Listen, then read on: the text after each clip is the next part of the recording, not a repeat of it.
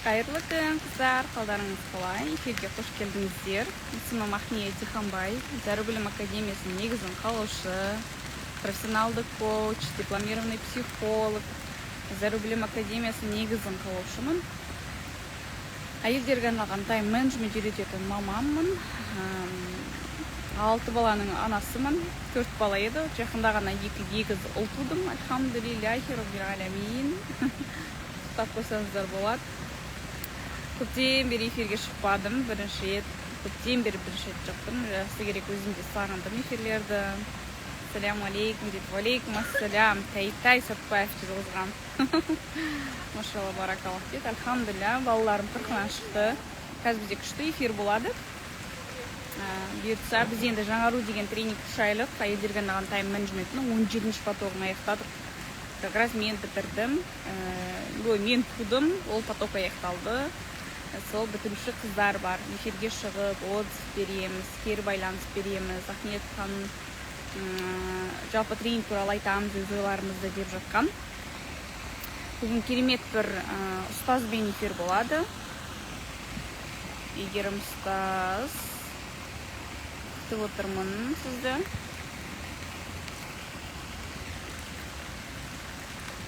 Ассаляму алейкум дейді. Энергияңызға таң қалам ғой дейді. Алейкум ассалям. Аллаға шүкір. Аллахума барик деп қойыңыз.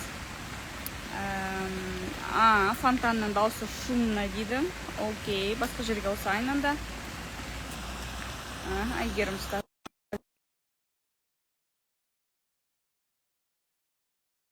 Еді, атак фонтан өте әдемі болып тұр. Просто дауысы шумно болмаса. Ассаляму алейкум. Алейкум ассалам, рахматуллахи ва баракатух. Хан қалай? Жақсы, алхамдулилля, өзіңіздің қалыңыз қалай? Шүкір Аллаға, жақсы. Бөлісіп айта беріңіз. Мен сізді таныстырып кетейін бірінші.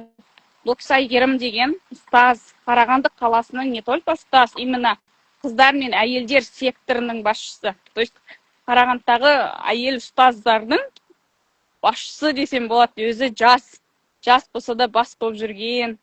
Негізі өзіңіз оңтүстіктің қызысыз, иә? Қарағандының қызым, көбісі оңтүстік деп ойлайды. Да? Мен сіз 4 күнге барып келдім деген ойладым ғой, шоқа. Өзіміздің жерлес екенсіз ғой. Сол қазіргі күнде Қарағанды қаласына қызмет етіп жатыр, альхамдулилля. Қаншама қыздарға, честно, бұл кісінің де энергиясына таң қаласың. Өте көп қызмет атқарып жүрген, Алланың жолында еңбек етіп жүрген. Аллах мол сауаптан жасын. Осы жасқан амалдарыңыз сізді ақыретте алдыңыздан күтіп тұрсын. Амин. Иншалла. Өзіңіз таныстырып кетсеңіз. Енді эфирді осындай бір жаңалықпен бастайын. Осы жаңару тренингінің маған берген нығметтерінің бірі. Бүгін Алланың қалауымен осындай жақсы жаңалықпен тұра қалдым. Әрине, неге бұны сіздермен бөлісіп отырмын? Өйткені осы жаңару тренингі шыны керек осы жолды нығметті ашты. Баракаллаху фикум, машалла. Аллах берекесін берсін. Почему именно жаңару берді? Қыздар түсінбей қалып отыр. Неге? Өйткені цель қойдыңыз да? Аллаға шүкір.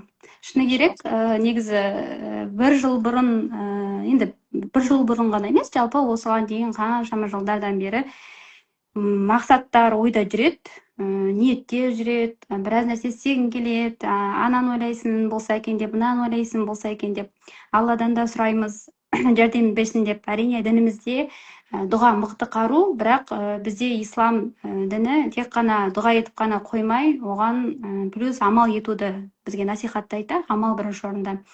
Осы жылдың басында өзім бір өзгеріс, алдыңғы жылдың соңында, ортасында дейікші, бір 30-ға келіп, қатты бір өзгеріс болды да өзім өмірімде. Кәдімгідей уже 20 мен 30-ның арасынан бөлек, кәдімгідей бір өмірімде өзгеріс керек секілді, бір жүрегімде басқа бір толқу болып, ойымда ойлап жүріп, сондай бір ерекше сезімде жүрдім. Соны Алланың қалауымен шәкірттердің мені сыйлап умраға жіберді ғой.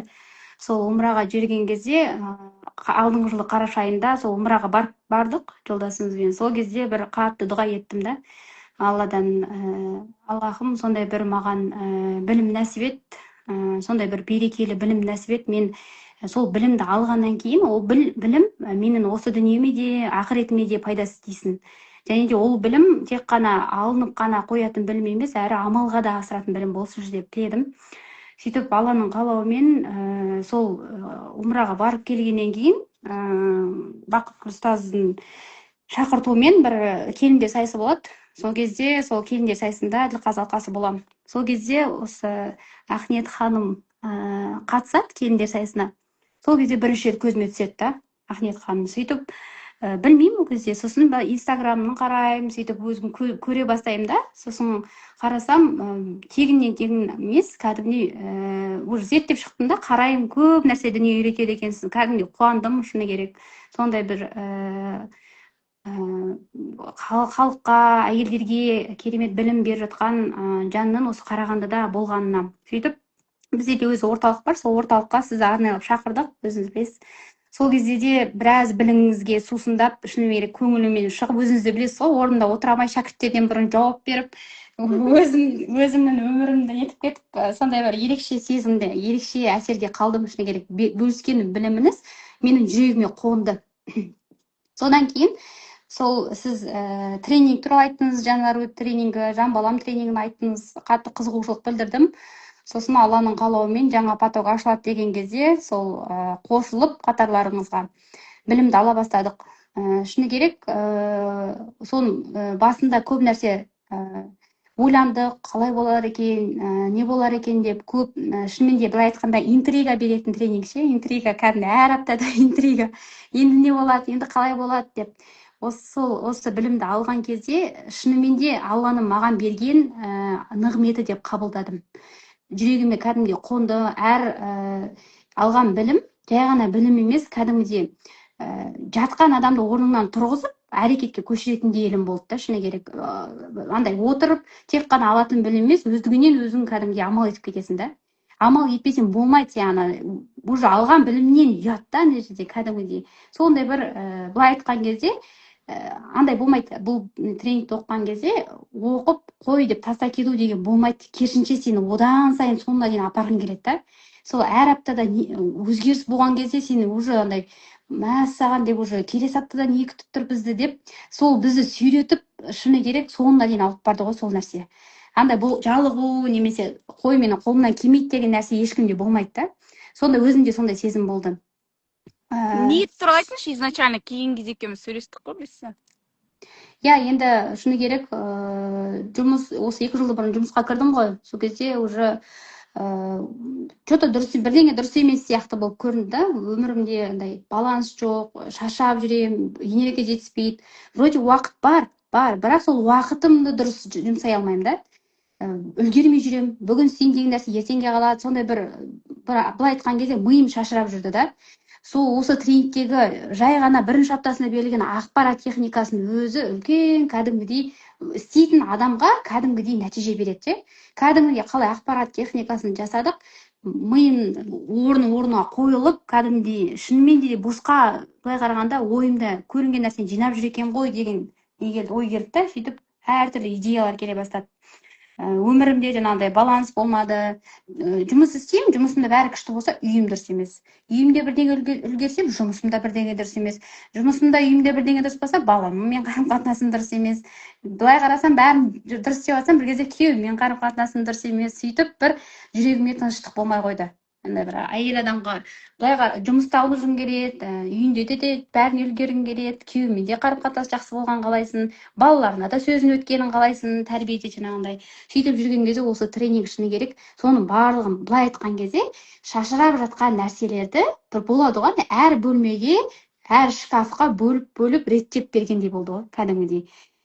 Сол қалай біз ойлайды екенбіз да, шынымен де сіз айттыңыз ғой, барлық адамға 24 сағат беріледі. Бірақ оған 24 сағатты реттеу ол біздің қолымызда. Рас екен ол. Осы тренинг сол нәрсені үйретті. Шынымен де осы тренингтағы тапсырмалардың барлығын тұрақты түрде орындаудың арқасында Алланың жәрдемімен, сіздердің берген білімдеріңізбен өмірімде барлық нәрсе өз орнына келді ғой кәдімгідей. Және де мақсаттар болды. Мен әрине жұмыс істеймін, бала тәрбие істеймін, күйеуіммен қарым-қатынас істеймін, одан бөлек басқа бір іште Алладан берген мақсаттар келеді да.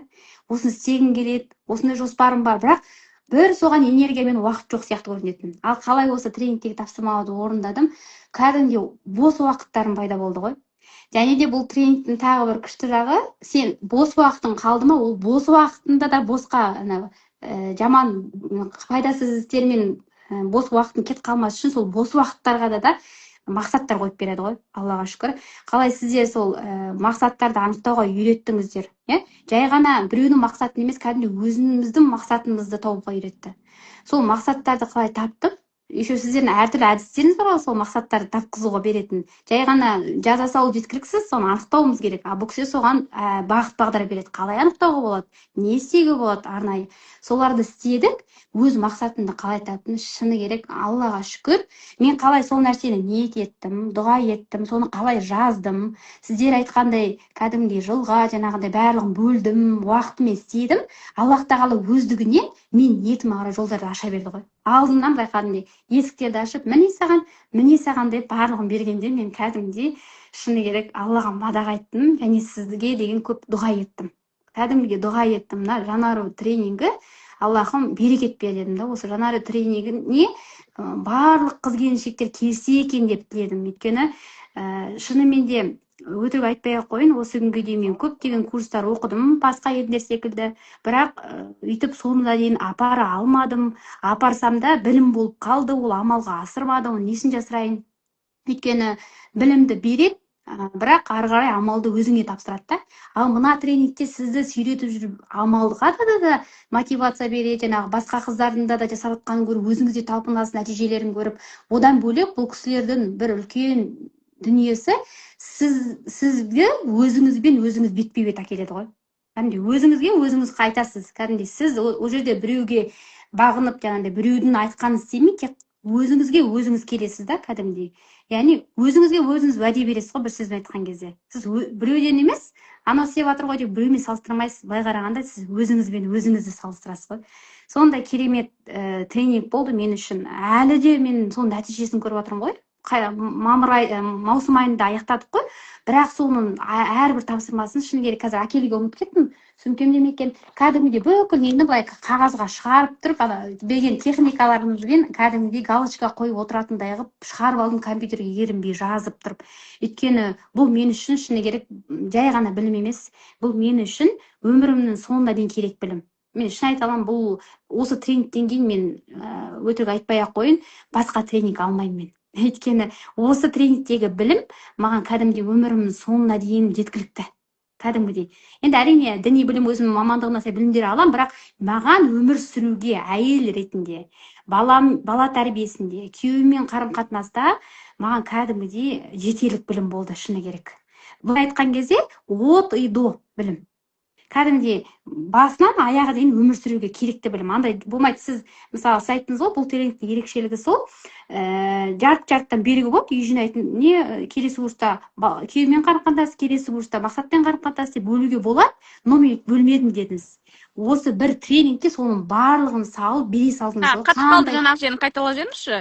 Үшке бөліп беруге болады. Сіз айттыңыз ғой, мысалы жаңағы мақсаттарды бөліп бір бөлек, күйеумен қарым-қатынасты бір бөлек, жаңағы жоспарларды бір бөлек, үйді жинауды бір бөлек, барлығын бөлек-бөлек берсем болар еді ғой, бірақ мен барлығын бірге бердім дедіңіз ғой. Сол кезде мен сіздің жаңағы білімге деген андай жадный емес дейді ғой, сондай екеніңізді білдім да. Керісінше жомарт екеніңізді көрдім. Шынымен де егер сіз басқадан болса, сіз беріп жатқан білімді бөліп тастайтын еді. Шынында кәдімгідей бірінші курс, екінші курс, үшінші курс деп бөліп тастайтын еді. Бірақ сіз соның барлығын бір тренингте бердіңіз ғой. Қандай жомарт деп ойладым да, енді Аллаға шүкір, Алланың солай, Аллах тағаланың жомарт сипаты сіздің бойыңызға берілген екен, әл-хаким сипаты. Өте қуаныштымын. Шыны керек, одан бөлек мен күйеуіммен қарым-қатынаста да менде көп кішкене жаңағыдай даналық дейді ғой, даналық болмады, жетіспеді кішкене. Өйткені қарсы жерден мен ұстаз болғанымен өмірлік тәжірибе бар, жаңағы былай қарағанда өзім ойлайтын жолдасымды андай өте қатты адам, қиын адам, басқа ойлайтын, менен басқа әйел шыдай алмайды бұл адамға. Сондай бір откровенно айтып тұрмын, өйткені шынымен де қазір жақсылығын айтамын ғой енді. Солай ойлап келдім осы күнге. Ал қалай осы тренингке оқыдым, қалай күйеудің бабын табуға болатынына дейін үйретеді ғой бұл тренингте. қалай тіпті мынау айтады ғой оқиғада арыстанды бағындыра алғанда сен өзің күйеуіңді бағындыра алмайсың ғой. Тура соны үйретеді ғой осы тренингте. Сен кез келген кімнің қандай күйеуі бар, сол кез келген адам күйеуінің бабын таба алады. Негізі таба алады екен. Осы тренингте мен соған көзім жетті. Лайықты қылып қосады ғой, бірінші неке Алладан дейді. Ол жайдан жай берген жоқ қой. Бірақ шынымен де байқап жатырмын, қалай осы тренингтегі тапсырмаларды, күйеумен байланыстағы тапсырмаларды орындап жатырмын. Менің күйеуім как будто өзгеріп кеткен сияқты. Негізі өзгерген жоқ қой. Негізі өзгерген жоқ, бірақ өзгерген сияқты маған. Өйткені мен бабын таптым ғой. Жаңағы даналыққа қол жеткізіп жатырмын ғой. Соны көргеннен кейін шыны керек, кәдімгідей андай тіпті сенесіз ба, андай күйеуімнің өзі маған үсіп қарайтын болды ғой, сен ба сенесіз ба деген сияқты андай тынышталып қалған, андай тревожный емес болдым уже. Бұрын тревожный болғанда оған да әсер етеді екен, ол да тревожный болып кетеді деген сияқты. Мен ол бірдеңе айтып, мен андай спокойно күліп, ол да түсінбейді, ол да өзгеріп басыла бастады. Оның тіпті білесіз ба, әйел мен күйеудің қарым-қатынасы мына күйеуінің қоғамдағы қарым-қатынасына тікелей әсер етеді екен. Мен қалай күйеуіммен қарым-қатынасымды жаңағыдай даналыққа қарай жүргізе бастадым, қалай ол кісімен мәмілемді дұрыстай бастадым, ол кісінің де қоғамдағы байланысы сондай жайлы бола бастады. Жұмыстары да жүре бастады. Шынымен де негізі Аллах тағаланың айтқан сөзі бар ғой, бір қауым өзін іздемесе, Аллах тағала ол адамның өмірін іздемейді деген, ол рас. Сол нәрсенің барлығы осы тренингте беріледі. Маған тренингтің ұнаған жері сол болды да. Бұрын тренингтер алғанда жүрегім қорқатын, қобалжитын. Мен жүріп жүрген жол ислам діні, мен жүріп жүрген жол қазақтың дәстүрі, кішкене келмейтін сияқты мынау біздің неге, енемен қарым-қатынасып бүйтесің десе, что-то мынау келмейтін сияқты маған, күйеумен қарым-қатынасып былай десем, бұл маған келмейді, ұяламын, қалай болады деп ойлайтын. Ал мына тренинг мен жаныма кәдімгідей жайлы болды. Өйткені қазақ әйелдерінің табиғатына келетін, нағыз келетін тренинг. Тіпті тренингтің соңында ол жайма бонус сабақтар береді ғой, енемен қарым-қатынас деген. Енді қалай бұндай тренингке келмеске, мен білмеймін. Енді бұл тренингке келу керек әр қыз. Мен тіпті айтар едім, сыйлық сыйлайсыздар ма, андай басқа қажеті жоқ дүниені бермей ақ қойыңыздаршы. Біреуге сыйлық, әсіресе келін болып жатқан қыздарға, жаңадан тұрмысқа шығайын жатқан құрбыларыңыз болса, қыздарыңыз болса, осы жерде немесе әпкелеріңіз болса, осы тренингті сыйлаңыздаршы. Керемет қой, осы тренингтегі нәрселерді орындаса, міне бақыт, ол күйеуімен бақытты өмір сүреді, баласы тәрбиесінде жайлы ана болады, жақсы келін болады, енесімен қарым-қатынаста, үйінде де жаңағыдай жинаулы болады, жай ғана үйінде отыратын емес, мақсатына жететін әйел болады. Қандай керемет білім да. Осы білімді кәдімге сыйлау керек деп айтар едім. Сол нәрсені қолға алу керек, қазір дамыту керек, білімді беру керек халыққа ше. Ол нәрсе қалды уже андай. Қазіргі заманда білімді болу керек. Осы тренинг былай қарағанда тапсырмалары ондай ауыр емес. Кәдімгідей оңай барлығы. Сен жаныңды қинап, біреу сені істе деп тұрып төбеңде тұратындай емес, өзіңіз кәдімгі қуанышпен істейсіз. Мен таптым ау, өлең бар ғой, таптым ау сені деген. Сол таптым ау сені деген осы жандары тренингін айтылған. Шыны керек, осы тренингке келсеңіздер еш өкінбейсіздер деп айтар едім. Мен бұл тренингті қазақтың барлық әйеліне кеңес берер едім. Ене болсын, келін болсын, ана болсын, жас қыз болсын, қандай әйел заты бар, барлығына кеңес берем. Себебі бұл тренингте бір мысалға осындай жастағы әйелдерге арналған білім деген нәрсе жоқ. Барлық жастағы әйелдерге өте келетін, нағыз, шыны керек, Алла берген білім ғой. Көрініп тұр, бұл тренингте тәжірибе бар. 17-ші поток, енді 18-ші потокқа кетіп баратыр. Уже қаншама шәкіртті тәрбиелеп тастаған кәдімгі тренинг, жүйеленген, жүйесі бар, система бар. Және де бұл тренингтің ең жақсы жері сырттай ғана сізді түземейді. Мына жан дүниеңізді дейді ғой. Хадисте айтылғандай, Аллах тағала сендердің дене бітімдерімен, бет-әлпеттеріне қарамайды дейді, жүректерімен, амалдарына қарайды дейді. Сол жүрекпен амалды үйретеді мына тренингте. Кәдімгідей, мынау перфекционизм деген дүниемен күресуді үйретеді ғой, кәдімгідей. Қатып жатыр ма?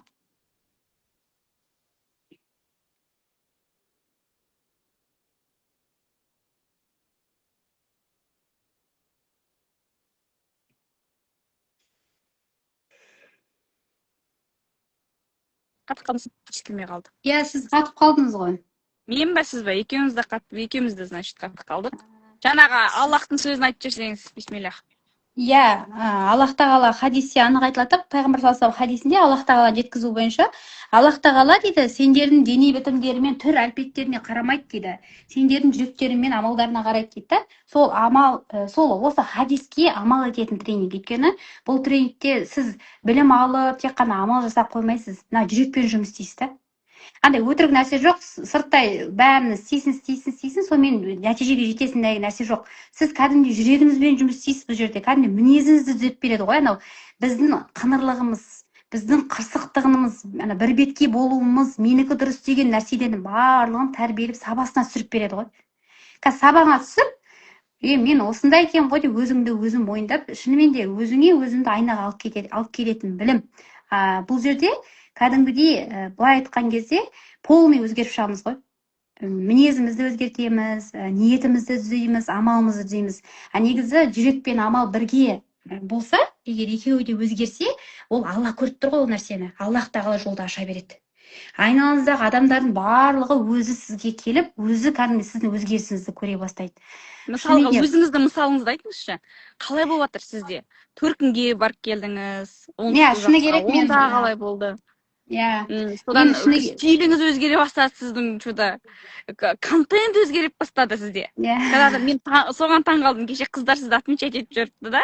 Мен сізге сұраныс айтамын, зәру білім алу керек, ол дегеннен сіздің контентіңіз өзгере бастады.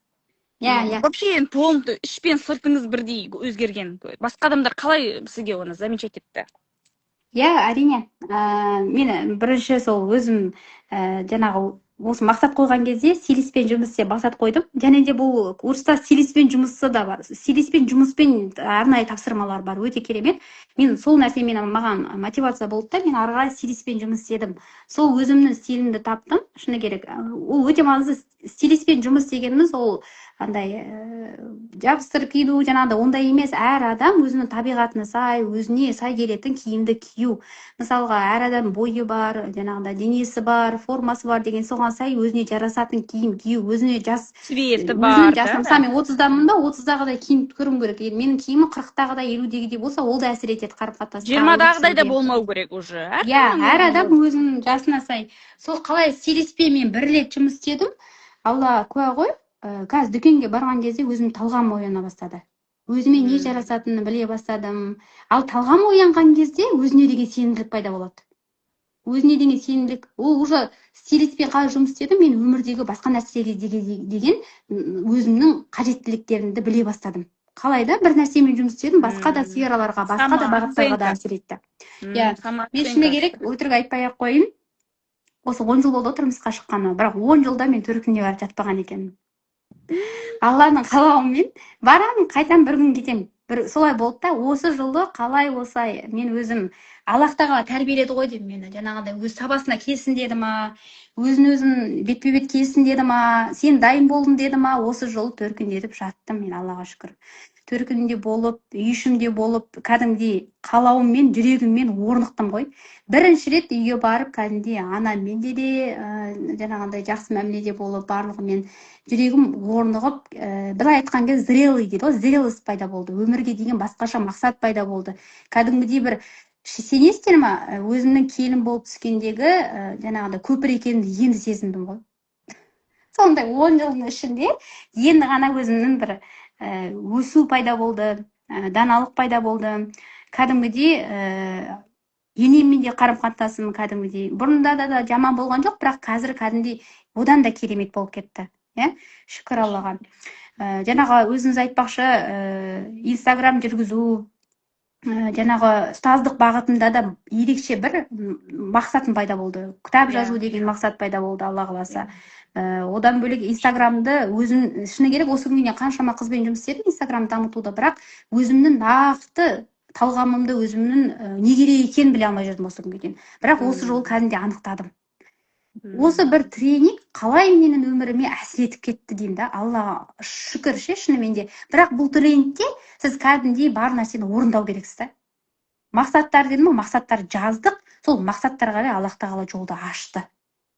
жай ғана ашық қана қойған жоқ, сенесіз ба, тура сіз сияқты адамдарды жолықтырып жатыр ғой жолында. Кәдімгідей сондай андай жанашыр, шын толықтай өзінің білімін бергісі келетін, шынайы, бір жүрегі кен, жүрекпен жұмыс істейтін сондай адамдарды жолықтырды ғой маған. Мына көлік айдауда жаңағы практиканы өткізетін маман, стилист қыз, жаңағы инстаграммен жүргізейін деп жатқан мобилогов қызым, жаңағы не дейді, арықтауда марафон қатысатын ол қыз, білмеймін, барлығы бір маған Аллах тағала мейірімін ашып қойды. Бірақ ол жайдан жай ашылған жоқ. Осы тренингке келіп, қалай мен мінезімді өзгерттім, өзімді өзгерттім, амалын жасадым, әрекетін.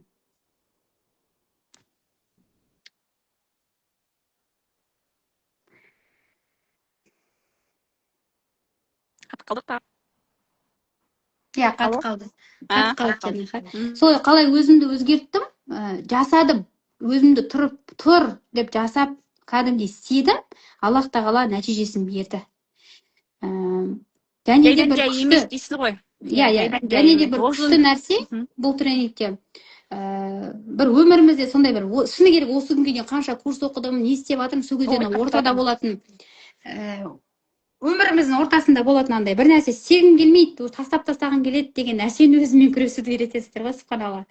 Атын ұмытып қалдым ғой. Плато. Иә, Плато. Мен оның Плато екенін білмегем ғой. Сол осы тренингке келіп, көзіміз ашылып шайдай. Сол мәссаған өмірімізде бізді құртып жүрген сол екен ғой деп, сол нәрсені қолға алуды үйретті ғой. Субханалла, қалай барлығы комплексна деймін да. Құлағаннан кейін тұруды үйретеді ғой, бір сөзбен айтқан кезде. Бастап келе жатқан ісіңізді орта жолда тастап қояйын деп тұрған кезде қайтадан есіңізді жидырып жіберетін нәрселерді үйретеді. Өтірік мотивация емес қой. Мен сізге айтпаймын ғой, менен кеттің, үлдемен бүлде болып кетеді, мен сен күйеуінен ажырас, жаман ба, мен саған басқа күйеу беремін деп айтпаймын да. Мен сізге өтірік мотивацияға тойдырмаймын. Мен айтамын, құлайсың, өмір бол, Аллах сол үшін жіберген, сені бұл дүние, сен жәннатта емессің. Бұл айтты, бұл өмір, бұл дүние мұсылмандар үшін тозақ деді. Кәпірлер үшін жәннат деді. Значит, біз сол тозағымызды өмір сүріп жатырмыз. Алла сақтасын. Значит, ол не деген сөз? Постоянно бізді бұлай тәрбиелеп отыратын дүниелер бұл дүниеде болып тұрады. Бұл сондықтан бізге выбор всегда бар. Выбор істеу керек болады, шешу керек болады, проблема болады, постоянно сондай. Ал мен айтамын, сен өмірің осыдан кейін, мен өзімде ондай емес, мен де постоянно күнделікті бір нәрсе естіп. Мәселе мінез өзгереді, сіздің ол проблема деген реакцияңыз өзгереді. Күйеуіңіз қалай бұрқылдады, қазір де бұрқылдады. Ол басқа күйеуіміз, бәріміздің күйеуіміз бұрқылдайды. Бұрқылдады, просто сенің реакцияң бұрын бұрқылдағанда сен де хоп деп ұрса кеттің. Қазір сен тынышталған, самодостаточный әйелсің, өтпейді саған сөзі. Нарциспен жұмыс жасау. Мен сен айтайын, кез келген қазақтың еркегі нарцист. Чуть-чуть мінездері бар нарцизмнің. Ол деген жаман деген сөз емес, ол мінез сондай, потому что біз более жертвамыз. Жертваға нарцисттер үйір келеді. Біз как только жертвалық кетті, синдром жертвы сабағын көрдік, проработка жасадық, ойымызда бум болды, потом уже істей бастадық, өзімізді қанағаттандыра бастадық, өзімізді бірінші орынға қоя бастадық. Реакция ол сияқты ашу берілей бастадық. Элементарный нәрселер күйеу бүйтіп қаратты, что с тобой деп. Ол бәрімізде сондай қыздар. Сіздің күйеуіңіздің қана жамандығы емес, ол бүкіл еркек қазақта. Біз былжырап, өз жылай берген баланы ұра берген келеді ғой. Жылай берген баланы ұра берген келеді. Аллахи биллахи, бәрімізде сондай. Одан сайын жертваның үстінен, одан сайын қанағың келіп тұрады. Ол бәріміздің ішімізде нарцизм бар. Просто сенің андай жеке шекараң әдемі қойылады бұл жерде. Қарсы келу емес, қаһарына ұшырау емес, Аллахтың. Просто дұрыс реакция береміз. И олдан кейін өзі білмей қалады қалай өзгеріп кеткенін. Сосын айтамын, тынышталған әйелдің хәліне түсеміз. Самый главный, үлкен нәтиже просто жүрек тынышталады. Ақша келеді. Стилистке де ақша келіп жатыр, күйеуіңді берекесі келіп жатыр, үйді салып жатады, бәрін істеп жатады. Бірақ жүректе тыныштық болмайды көбір әйелде. И мен айтамын, бірінші байлық сол ғой, жүрекке тыныштық. И мына тренинг мен всегда айтамын, что енді сіз ұстаз ретінде бағалайсыз ғой мені. И мен хочу, чтобы мен ұстаздар мен келіп бағалап, қай жерім қисық екенін айтса, мысалға, әбден бірнеше ұстаз қатысып, мынау неден өткен нәрсе ғой, фильтрдан мысалға. И иман жағын қоямын. Бірақ мен айтамын, бұл діни тренинг емес деймін. Бірақ әркім өзі біледі деймін. Енді өзіңіздің кейін сіз де ұстазсыз ғой, иман жағына қандай өзіңізге мақсаттар қойдыңыз мысалға? Енді онсыз да істеп жүрген амалыңыз ғой, мына тренингтен кейін мүмкін өсті ма? Менде бір ұстаз қатысқан, вообще арабтың ғалымдарының еңбектерін аударам деп кетті ғой. То есть ол и так ұстаз, амалын жасап жүр, Құраны бәрі бар. Әркім әртүрлі деңгейде келеді ғой. Біреу вообще Құран оқымайтын деңгейде келеді да, Құранның таджуидін бастап Құран оқып кетеді. И так та бәрі бар, өзі сол ұстаз беріп жүрген кезде жоғары деңгейде алады. Другого полета адамдар ғой уже. И мен араб тіліндегі еңбектерді қазақ тіліне аударам деген мақсат қойды да өзіне. Керемет. Сіз өзіңізге қандай мақсаттар қойдыңыз? Айтып өтсеңіз, жаңа күйеуге қатысты, балаға қатысты, кстати, қандай өзгерістер болды? Сізде 3 бала, погодки, бірінен кейін бір ауыра береді деп бір мазасыздық болған сізде до тренинга. Ауыра береді, мазасыздық, бір үлгермей жүресің, постоянно бір. Қазір қалай? Шыны керек, қазір өзім де бәрі айтады сырттай, мә қиын емес па деп. Осыған дейін шыны керек жаңағы до тренинга балалар емес, мен мазасыз болған екен. Ал маған көрінді балаларым мазасыз болып. Ал қазір мен қалай балаларға деген қарып қатасың, ол бала ғой деген нәрсені қабылдай үйрендім ғой. Ол бандай балалардың қылдар, тіпті балалар жанында болса шай шамайтын барындар. Қазір балалармен отырып, сол абыр-сабыр осы сәт қызық қой деп, осы балалардың, ол балаға, ол шуласа шулайды, жылайса жылайды деп, андай өзім балаға деген реакциям өзгерді. Сіз ана деген рөл бұрын айтып едім. То есть біз ойлаймыз, баяғымыз ауырып қалса біз мамамыз, тусақ біз мамамыз, жоқ, 4 бала туса да мама болмайтын деңгей бар. Бірақ ол физиология ғой, ол жатыр, биология, ішіне жатырға бала берді, бірақ ментальның уровне мама емес біз әлі.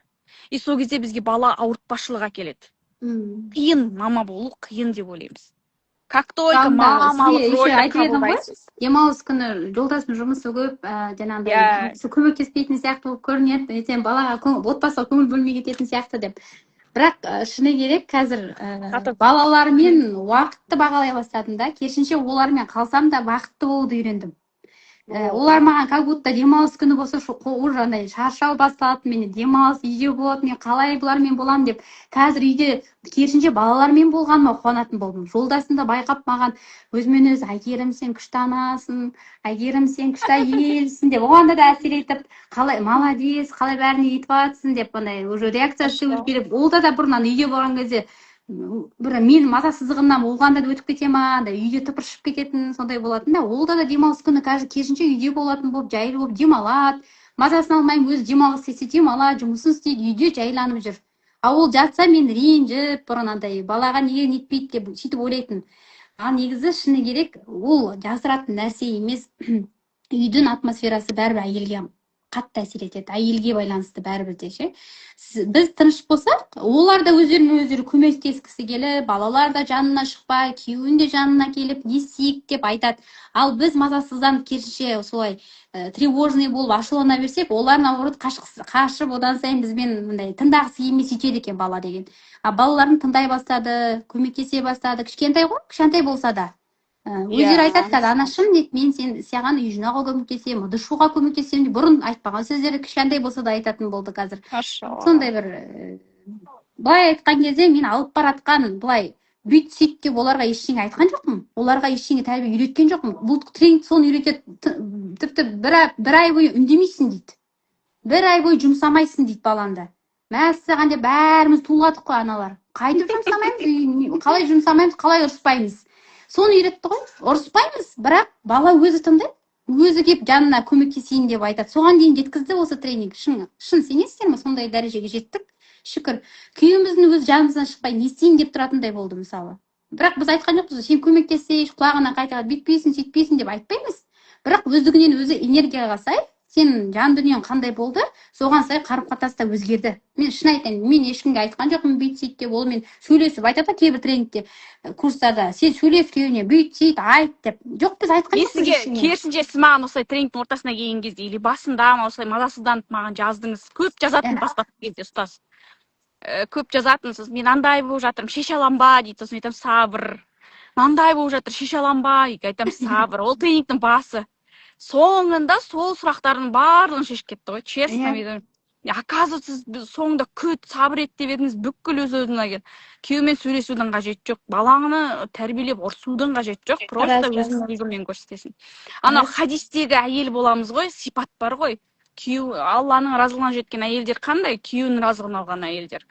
Күйеуінің разылығына әйелдер қандай дейді? Жақсы әйел. Жақсы әйел қандай болады дейді? Күйеуі қараған кезде саған көзі тояды екен. Қараған кезде просто тынышталады. Хадиджа анамыз, мен айтамын, біздің образымыз бар. Бізге алысқа барудың қажеті жоқ, бізге үлгі тұтудың қажеті жоқ. Бізде бәленбай мың жыл өмір сүріп кеткен, хадисте, худси хадисте келген, жәннатпен сүйіншіленген, пайғамбарымыздың тірі кезінде басқа ел қажет болмаған, бүкіл мұқтаждығын жалғыз өзі жапқан, сондай екеуінің ортасында романтика болған. Өте керемет әйел болған ғой. Енді сол әйел қандай ең бір аят түскен кезде пайғамбарымыз дірілдеп, қалшылдап, үйіне қарай жүгіріп, кімнен тыныштық тапты? Сол Хадиджа анамыздың тізесінен тыныштық тапты. Значит, әйел адам солай бола алады. Ол Хауа анамызда бар. Бұл дүниеге жаратып беріп, көрген бетте тынышталған ғой адам ата. Сол жетіспеген ғой, адам атада бәрі болған ғой. Жәннатта өмір сүріп жатыр, кайфует. Еңбек етудің қажеті жоқ. Түс аузыма піс десең, құс келіп алдыңа келіп тамақ болып түсе қалады, еңбектенбейді. Сондай бір ләззатты өмір сүргенде бәрібір нәрсе жетіспей тұрған. Жанына мамасын жаратып бермеген, тортты бірінші мамаға бермеген. Шыны керек анау. Сабыр, мысалы, шариғаттың нелерін білеміз ғой, сабырлы болу керек, мейірімді болу керек, оның барлығын білеміз, бірақ андай соны кәдімгідей біздің қателігіміз, әсіресе қазақтың әйелі өзіңіз айтпақшы, сабырлы болу керек дегенде жаңағында жер толық немен түсінеміз ғой, андай сабырлы болу керек екен дейміз да, бірақ былай сырттай реакцияға сабырлымыз да, бірақ жүрегімізбен сабырлы емес. Ішіміз жалған дүлей болып жатады. Сіз айтқандай өз-өзін бағалы болған кезде бізге сабырлы болу оңай екен. Тіпті кәдімгідей андай өзіңді бағалы екенді сезініп, Алланың нағыз бағалы құлы екенді сезініп, кәдімгідей өз-өзіңді білген кезде құндылығыңды, менің қолымнан келеді екен, менің мақсаттарым бар екен, баламен қарым-қатынасым дұрыс екен, күйеуіме отношениям бәрі жақсы екен, мен кәдімгідей полноценный адаммын, барлық сферада шамам келгенше үлгеріп жатырмын, тырысып жатырмын, барлығы керемет болмаса да деп тынышталған кезде, жаңағындай шариғаттың үкімдері де ауыр келмейді екен. Кәдімгідей достойно сабыр сақтайсың. Достойно, кәдімгідей былай айтқан кезде шын осы тренингте мен байқағаным, қалай сол тыныштыққа келдім, мен өз мақсатым сол болған. Мен қайтып, мен білеміз ғой, күйеуім жаңа өзіңіз айтпақшы, күйеуіміздің тыныштығы болуымыз керек. Маған қараған кезде ол тыныштықты сезіну керек, бірақ в том числе ол ғана емес, мен де тыныштықты сезінгім келеді дедім да. Ол бәріне тыныштықты оған бере аламыз, үндемей жүру арқылы, бірақ өзіміз ішіміз тыныш болмаса, өзіміз комфорт болмаса, сол өміріміз. Мысалы, ол не керегі бар мысалы, сол тыныштықты сезіндім. Сезіп қояды ғой ол. Сен сырттай үндемейсің, сөз қайтармайсың, бәрі керемет болып, іштегі сен недовольны екенін сезіп қояды ғой. Сезіп қояды. Олар көріп қояды, ол сенің көзіңнің қарашығынан көреді, қабағыңнан көреді. Сөйлеме, үндеме, просто сенің қабағың түсіңкі болса, сосын еркек айтады, айнаға қарайды. Ол еркектің бақыты сенің көзімізде екен біздің. Біз көзіміз бал жайнап, сол еркекпен шалашта тұрсам да сенмен бақыттымын десе, еркек тауы қоп барады. Осы жақында сондай қызық болды. Мен өмірімде бірақ қорқатын, батылым жетпейтін ондай сұрақтарды қоюға күйеуіме ше, өйткені жауабынан қорқатынмын. Жолда келатық, сапарласып болғанда, осы жол ерекше сапарласып болдық. Кәдімгідей сырласып сөйлесе алдық та. 10 жыл. Сондай рас екен, бірге тұрып жатсын, бірақ жанында болғанын жаттай деп. Сол жаттай болып келген екенбіз, осы жол кәдімгідей сапарлатқанда, кәдімгідей сырласа алдық та сөйлесіп. Сол кезде өмірімде бірінші сұрақ қойдым мындай. Егер сізде мүмкіндік болса деп жатырмын да, қайтадан үйленуге, маған үйленер ме едіңіз деп сұрап жатырмын ғой, мен әйел ретінде алар едім деп. Ол кісі үндемеді. Осы сұрақты маған қойыңызшы деймін, ол кісі тұйық адам қоймайды. Сол сұрақты қойып жатыр маған. Мен айтам, егер маған сондай мүмкіндік берсе, мен сізге қайтадан тұрмысқа шығатын едім. Өйткені осы күнге Алланың қалауымен сізге тұрмысқа шығып жеттім дедім да. Мен өстім, сізбен бірге осы өмірді көрдім, осы жетістікке жеттім. Бірақ осыдан 5 жыл бұрын, 10 жыл бұрын айтқанда, категорически үйленбейтін деп айтушы едім сізге. Сізді таңдамас едім деп. Бірақ қазіргі неде өзімді сізден бақытты сезінемін дедім, иә. Сіз де күйеуді қайтадан таңда десе, 100 рет болсын таңдайтын едім дедім. Ойланып қалды, кәдімгідей ой өзгеріп кетті. Шынымен маған деген қарым-қатынасы өзгеріп кетті, иә. Мен сабырлы бола бастадым. Мен түсіндім, ол былай айтқан кезде ол кісінің сезімдерімен өмір сүріп келгенмін, ол кісінің өмірімен өмір сүріп келгенмін. Былай қарағанда екеуміз екі бөлек адамбыз ғой, бір үйдің адамы болсақ та, бірақ сол ол өз өмір сүруді үйренді, мен өз өмірімді өмір сүріп үйрендім. Бірақ бірге бақытты болып жатырмыз, шыны керек. Былай айтқан кезде өзімнің толық тұлға екенімді түсіндім, иә. Сондай тренинг нәтижесі сондай болды да, шыны керек. Машалла, баракалла.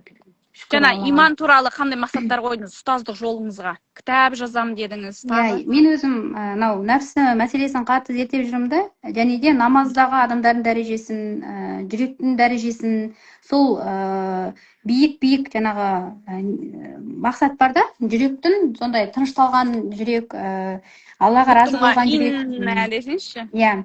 Нәпсінің дәрежелері бар, соған қатысты кәдімгідей жай ғана кітап жазу емес, сол өзіңіз айтпақшы, үлкен ғалымдардың кітаптарынан аудара отырып, өзімнің ой толғамымен кәдімгідей сол нәпсі мәселесіне кітап жазғым келеді. Сондай бір мақсат пайда болды осы тренингке. Бұрын қорқатым ондай мақсат қоюға, өйткені қолымнан келмейтін сияқты, мен соған лайық емес сияқты болатын. Өзім солай ойлайтынмын.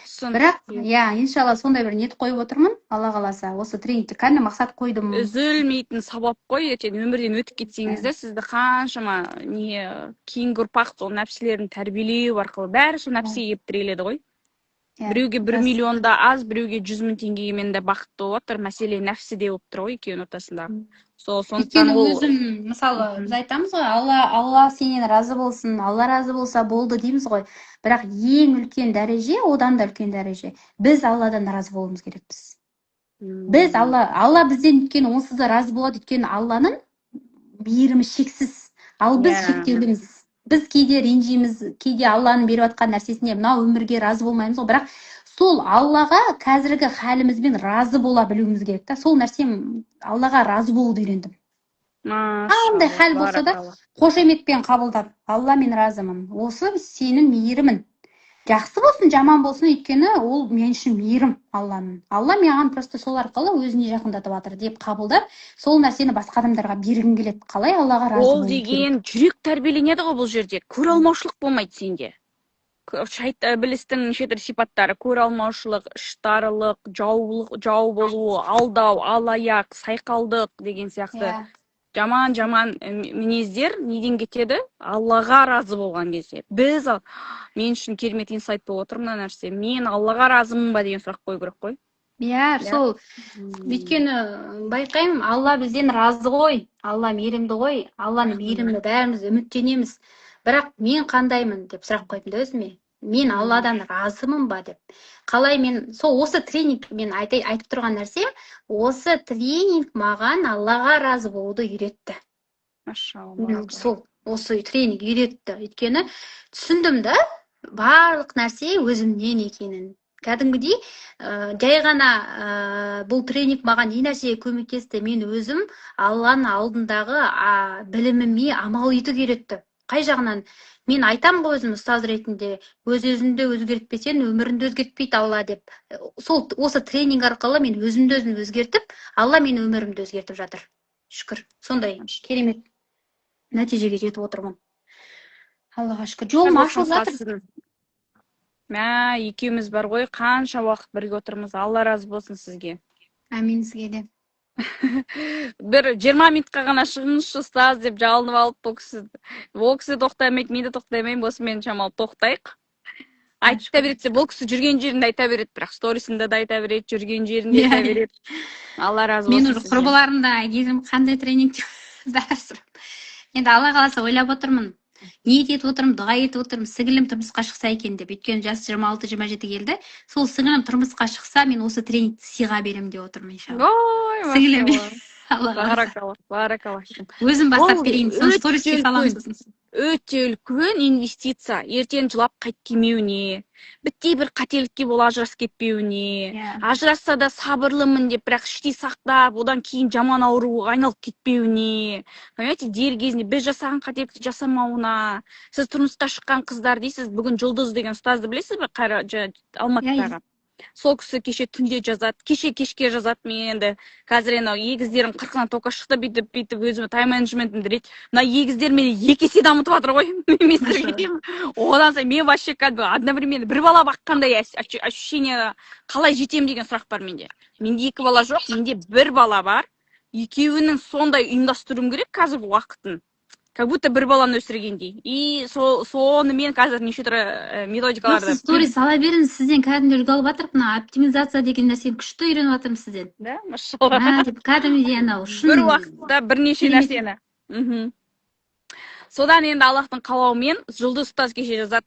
Мен мектеп ашқым келеді жолдасыммен дейді. Сіздің атыңызға шайық дейді ғой, Алматы қаласынан. Мә, саған неге деймін? Мен оны жазуға уақыт болмай тұр да, балалармен отырмын. Содан бұл зәру білімді мынау біттей садиктегі бала дейді, бірақ оған түсіндіре алмаймын ғой дейді. Осы зәру білімді мен мектеп кезден беремін дейді. Машалла. Өзіме сондай мақсат қойдым дейді. Бұны біттей 6 жастан бастап бұл бала сіңіру керек дейді. Негізі қазақтың тәрбиесінде солай ғой, сырмақ сырған 6 жастағы қызға. Ол өте үлкен тәрбие. То есть ертең ешкім оларды финансист боласың, бухгалтер боласың, тағы экономист боласың деп тәрбиелеген жоқ. Қалай ана боласың, қалай келін боласың, қалай дана келін боласың, қалай әулетіңді басқарасың, қандай әйел боласың үйреткен. Қалай баланы қарайсың, ол уақытта медицина жоқ, сол кезде тымаққа салып өсір. Қазір шала бала туғанда қазақтың медицинасын таңғалып жатырмын ғой. Қалай шала балаларды тымаққа салып өсірген екен. Соның барлығын 6 жастан бастап балаға берген екен. Сырмақты бірге отырып тікет. Өзі әжесі сырмақ сырады, жүнді басады, түтеді, жанында қыз бала отырады, сол сырмақты бітіреді, шетіне қыздың аты жазылады. Қыз бала тұрмысқа 6 жастан дайындалады. Ол деген сөз сексқа дайындамайды. Мәселе жыныстық тәрбиелей дегенде емес, ол ертең ол емес, ментально дайындалады. Ментально мен ертең бір елдің ошағының басшысымын. Мен бір әулетті көркейтушімін, қандай жігітке тұрмысқа шығу керек, қалай қарым-қатынас құрылу керек, ілімді қалай кейінгі ұрпаққа ауызбан ауыз жеткізу керек, жазу жоқ, сызу жоқ, кітап жоқ заманда. Ойлаңызшы, сонда 6 жастан ең Жұлдыз ұстаздың концепциясы дейді, мен оны 6 жастан бастап, 1-ші сыныптан бастап зәру білімді беруім керек дейді ғой. Сіз сол туралы ақылдасайықшы, қалай береміз деп жазып түтінде. Сондықтан бұл нәрсе бір мен де ниетім сол, енді өмірден өтіп кеткеннен кейін де бұл нәрсе жалғасып жатса, 7 ұрпағыңа жетеді деп айтамын ғой. Например, сіздің 1 қыз ба, или 3 қыз ба? Ой, 2 қыз ба, 3 қыз ба сізде? 1 ұл, 2 қыз. 2 қызыңыз бар. 2 қызыңыз бар. Сол 2 қызыңызға берілетін ілім ғой. Ұрпақ жалғастығы. Және жігітті жігіт қып тәрбиелейсіз еще. Ұлыңызға да беріледі, қызыңызға да беріледі, ертең келінді боласыз, Алла қаласа немереңізге беріледі. Бір әйел алатын ілім 7 ұрпаққа жетіп жатыр. Мысалға айтыңызшы, сіз мына состояниені қанша теңгеге сатып алушы едіңіз? Мен басқа результатты айтпай-ақ қойын. Сіздің анау бір ғана результат, суббота воскресенье үйден қашқын келмейтін, балаңның жанында отырғың келетін, күйеуің балалардың жанында отырғысы келетін, үйде отырғысы келетін, диванда спокойно жатып, без угрызений совести, недовольный әйелдің түрінен жалықпай, спокойно үйге келгісі келетін состояние неше теңгеге сатып алар едіңіз? Бақыт қой. Барлық ақшаны беретін сияқтымын. Бақыт қой. Сол бір сәтке миллион беруге дайынсың ба десе, иә, бұл сәт үшін өмір сүреміз. Біз сәт үшін өмір сүреміз. Қысқа ғана ғұмыр мысалға. Ал ондай результаттың мыңы болып жатыр. Мен сіздерге айтайын бір жағынан, бұл чудо тренинг емес. Мен сіздерге шындықты айтайын. Өз-өзіңнен результат бола бермейді. Изначально мен Айгерім ұстазға айттым, сіз ниетті өзгертіп келіңіз дедім. Қатты әсер етті. Мен кәдімгі барлығын тастадым ғой. Осымен ғана айналыстым. Мен өйткені білемін, Айгерім ұстаздың уақыты жоқ. Уақыты жоқ, үнемі тарапиақ өмір сүреді ғой, жаңағыдай. Тревожный екенін сезетінмін да мен. Білетінмін, сезетінмін, сосын ойлайтынмын. Қазір бастады, кейін тастап кетеді ме екен деп. Тастап кетсе, мен ешқандай кінәм жоқ, сіз ертең Алланың өзің жауап бересің. Сонда кемей тұрып айтам, қыздар ниеттеріңді өзгертіңдер.